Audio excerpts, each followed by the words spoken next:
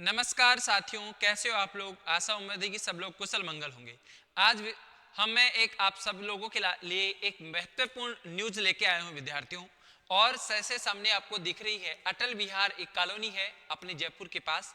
तो वहां पर आवासीय योजना, विद्यार्थियों कौन सी आवासीय योजना के लिए जेडीए द्वारा, जयपुर विकास प्राधिकरण द्वारा एक योजना लेके आए हैं भूखंडों की, जिसमें टोटल 284, कितने विद्यार्थियों, 284 भूखंडों के लिए क्या है, लॉटरी आप जानते हो विद्यार्थियों, उसके द्वारा निकाली जाएगी।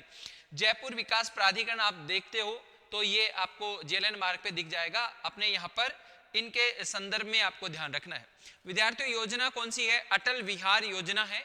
और चक पीथावाड़ी यानी उसका नाम है नारी का बास, जो नंबर 12 में आता है। और वहां पर आवासीय योजना निकल जाएगी, रजिस्ट्रेशन नंबर भी है। और 284 भूखंड है वहां पर, उनके लिए लॉटरी निकाली जाएगी। आवेदन की प्रक्रिया और नियम क्या है, यह भी आप अपन को ध्यान रखना होगा। जैसे आवेदन की तिथि दिसंबर से चल रही है और 17 जनवरी तक है, और लॉटरी आपकी 29 जनवरी को निकाली जाएगी विद्यार्थियों। आगे मैं बात करूं, जैसे जयपुर विकास प्राधिकरण की योजना है और ये उसकी डेट है विद्यार्थियों, तो आप 17 जनवरी से पहले आवेदन करें और 29 जनवरी तक आपको ये निकल जाएगी विद्यार्थियों। सभी साथियों से मैं निवेदन है कि यहाँ पर जो बातें हैं मैं आपको शॉर्ट रूप में बताने की कोशिश कर रहा हूँ। देखिए यहाँ पर जो दर रखी गई है विद्यार्थी, सभी साथियों को मैं बताऊं तो 14,000 रुपए है। कितनी है, 14,000 रुपए है साथियों। और भूखंड के टुकड़ों की बात करूं तो 43 भूखंड है 45 वर्ग मीटर के। और 46 से लेके 75 में 99 भूखंड है। और ये 76 से 120 11, और 121 से 220 है वो 96, और 220 से अधिक भूखंड है वो 35 भूखंड है। ये आपको ध्यान रखना है। जब आपके ये लॉटरी निकल जाती है तो आपको 10,000 जो राशि है प्रति भूखंड के जमा करानी होगी। यहाँ पर देखिए 20,000 है, बढ़ती जाएगी जैसे भूखंड बढ़ेंगे, 40,000 50,000 तक ये आपको पैसे जमा कराने होंगे विद्यार्थियों। हालांकि आवेदन कैसे करें हमें यह भी ध्यान रखना है। आवेदन करते समय केवल मात्र शुल्क कितना होगा, 1,000 रुपए आपको निर्धारित पंजीकरण आपको देना होगा ऑनलाइन। ई मित्र पर जाकर आप क्या कर सकते हो, ये फॉर्म भर सकते हो। एक बात आपको ध्यान रखना है, एक व्यक्ति केवल एक ही फॉर्म भरे भाई।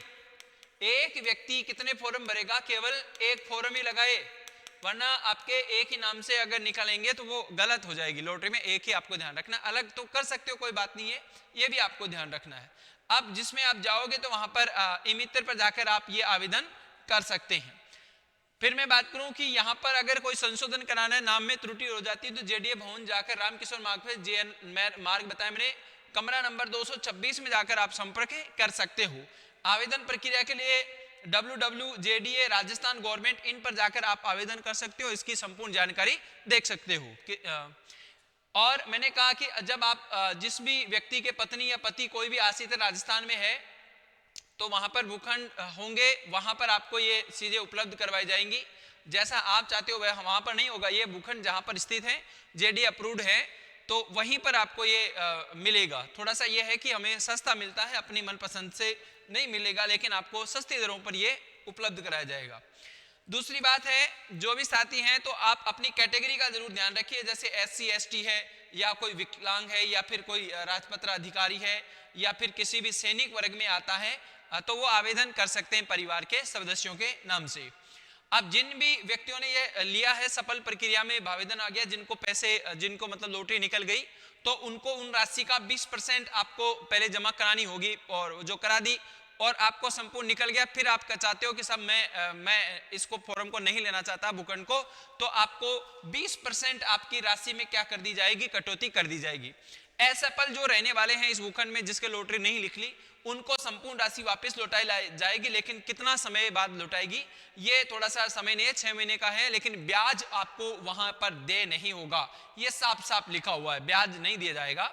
और एक व्यक्ति केवल एक ही फॉर्म लगाए, ये सबसे अच्छी बात यहां पर बताई गई है।